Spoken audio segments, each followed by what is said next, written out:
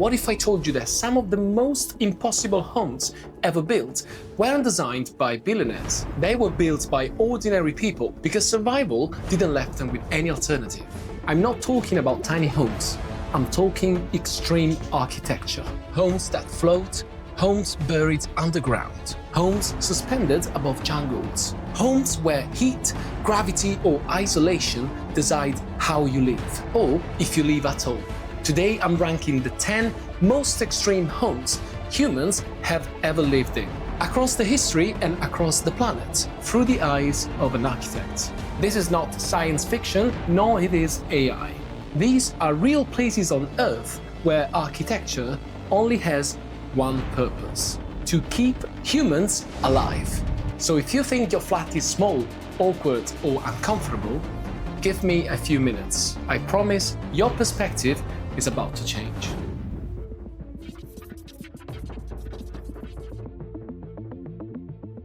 Hello everyone, I'm Lorenzo Sintioni, the Italian architect based in London and founder of Sintioni Architects. I'm obsessed with this question: how far can architecture go to keep humans alive? Because some of the most extreme homes ever built weren't about comfort or beauty or style. They were about survival. Let's count them down. Number 10, the floating reed islands on Lake Titicaca. We start high in the Andes on Lake Titicaca, an enormous mountain lake straddling Peru and Bolivia, nearly 4,000 meters above sea level. On this lake, the Euros communities build entire islands from totora reeds, layered again and again until they form platforms strong enough to support homes, paths, and daily life. Architecturally, this is extraordinary because your ground is unstable. It's flexible, it compresses, it rots from below, and it slowly sinks. So the island is never finished because the foundation is alive. It needs constant topping up, constant repair, and constant renewal. In most buildings, structure and maintenance are completely separate jobs. Here, they are the same thing.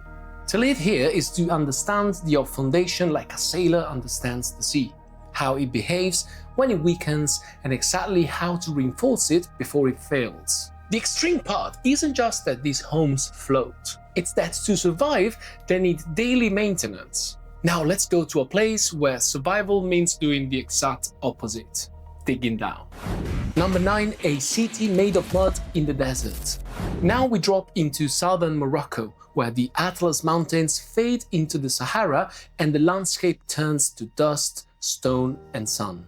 Welcome to Ait Benedou. This is a Ksar, a fortified settlement built almost entirely from mud brick, compacted earth and timber, materials that look completely incompatible with time. And yet, people lived here for centuries. This isn't one building, it's a whole defensive organism. Homes stacked tightly together, climbing the slope, arranged like a compact fortress against wind, heat and exposure.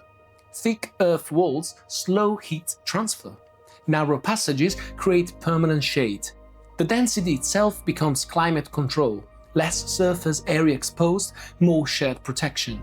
This is extreme architecture because the materials used are fragile and the environment is quite intense. Mud cracks in heat. It erodes in rain. It needs repair constantly. So the architecture assumes maintenance as a lifestyle, not an exception. The genius is that the settlement design expects decay and builds resilience through thickness, compactness, and collective upkeep. The lesson is brutal and beautiful. When resources are limited, architecture doesn't necessarily get simpler, it gets smarter. Number 8, Matmata troglodyte homes in Tunisia. Now we slide east to Tunisia in North Africa, just south of the Mediterranean Sea, where the land pushes toward the Sahara Desert and summer heat can also hit 40 degrees and beyond. In Matmata, people responded to heat in the most direct way possible. They went underground. These homes start as a large pit carved into the earth, then rooms are excavated into the sides, so the courtyard is the outside and the walls are the planet itself. From above, the settlement almost disappears. It doesn't read as architecture, just circular cuts in the ground. This is climate design reduced to essentials. The courtyard brings daylight and ventilation to every space. The surrounding earth acts as thermal mass, smoothing out extremes. Cooler in the day, warmer at night. And what's striking is how deliberate it is. No facade, no performance. Every decision answers the same question. How do we survive the heat without fighting it? It's architecture that doesn't try to impress, it simply works. Number 7. The Rinkuyu Underground City. Now we travel to Cappadocia in central Turkey, a volcanic landscape where soft rock has been carved out for centuries into homes, churches, and entire settlements. At first glance, this looks almost whimsical. Carved out facades, rock towers, fairy chimney silhouettes. But beneath the surface, literally beneath it, lies something more extreme. Derinkuyu is a multi-level underground city carved deep into the rock, reported to extend around 85 meters down, designed to shelter large numbers of people along with storage and livestock. What makes Derinkuyu extraordinary in my opinion isn't just that it's built underground, it's that it's a system. Air shafts drop fresh air through multiple levels. Spaces are organized for food storage and animals. Circulation tunnels connect zones like a nervous system. And massive stone doors could seal sections quickly when danger came.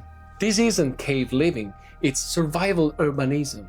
Architecture designed for the moment the world above becomes unsafe. Number 6. Mesa Verde Cliff Dwellings. Now we cross to the American Southwest, Colorado's high desert plateau, carved into canyons and cliffs where shade and shelter can mean everything.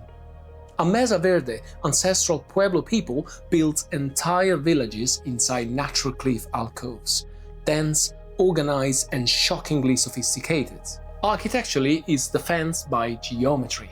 A cliff limits access, reduces exposed sites, offers built-in shades and protection from wind and weather.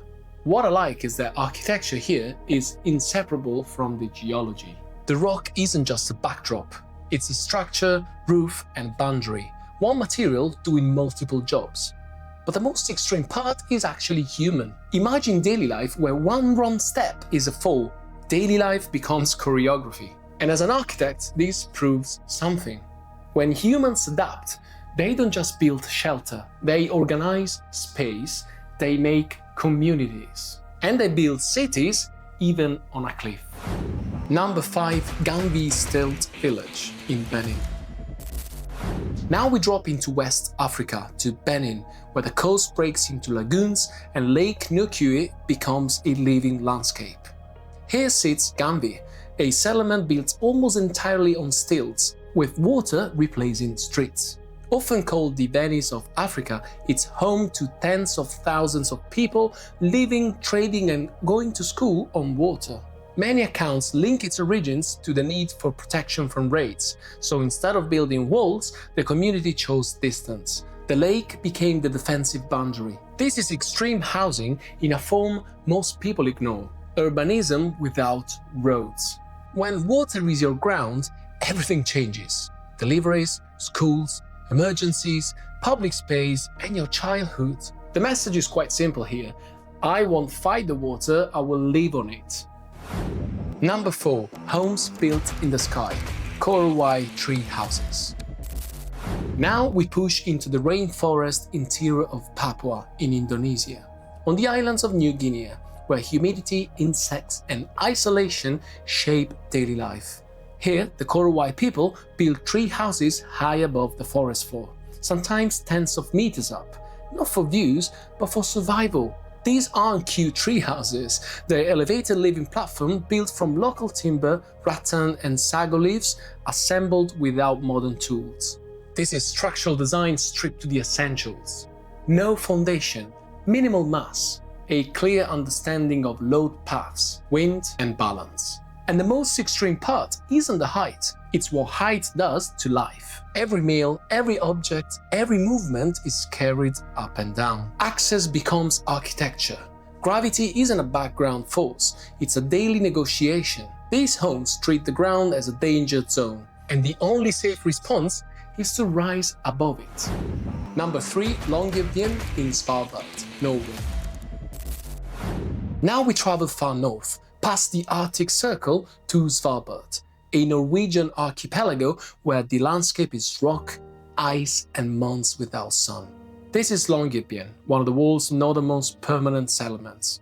Winter lasts for months, the sun disappears, cold is the default. But the truly extreme part is something most people don't expect. The ground won't let go of you. Permafrost can preserve bodies, which is why burials have historically been restricted, because decomposition doesn't happen normally in frozen soil. This changes the logic of a town. Homes here aren't just protection from cold. They're interfaces with a frozen environment that never becomes forgiving. Number 2, the hottest permanent homes on Earth, in Danakil, Ethiopia. Now we drop into northeastern Ethiopia, into the Danakil Depression, a sun-blasted basin below sea level, where the land looks volcanic, cracked and unreal. This is one of the hottest inhabited regions on Earth. Salt flats, volcanic activity and heat that can push daytime temperatures into the 45–50 degrees range. And yet, people live here permanently. The Afa built homes like the ones you see, light structures on poles, branches, hides and fabric. Architecture that looks temporary, but it is tuned to the climate. Here's the shocking truth. In Danakil, thick walls can actually be a danger. Let me explain why. Mass stores heat.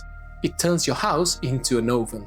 So the architecture becomes light, breathable and shaded. Airflow matters more than enclosure. Shade matters more than insulation. The roof's job isn't to survive rain, it's to survive the sun. This looks like architecture not designed to make you feel comfortable, but to ensure that you survive. I really love how every community can actually shape their architecture in response to the local environment. It's absolutely fantastic. And now let's move to the number 1 on this list. Number 1, the coldest permanent homes on Earth, McMurdo Station in Antarctica.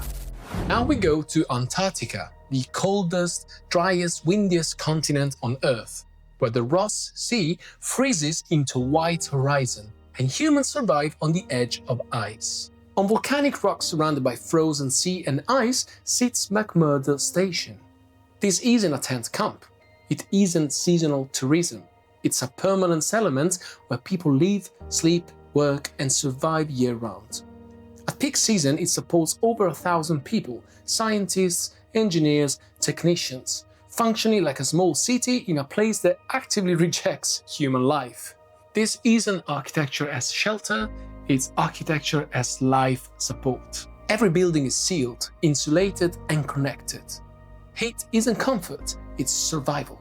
If power fails, you don't get uncomfortable here, you get dead. And the most extreme part is actually psychological. Months of darkness, endless whites, no vegetation, no escape. I like this one because this is where architecture stops being about style and becomes a very thin line between your life and the environment that is trying to erase you. Thanks for watching. So out of these 10, which one will break you? Floating islands, underground crater, cliff home, Antarctica, or a place where fresh air doesn't even exist? Tell me in the comments which one is the worst and which one secretly fascinates you. If you enjoyed this mix of architecture and survival, don't forget to hit like, subscribe and turn on the notification bell. Until the next one, ciao.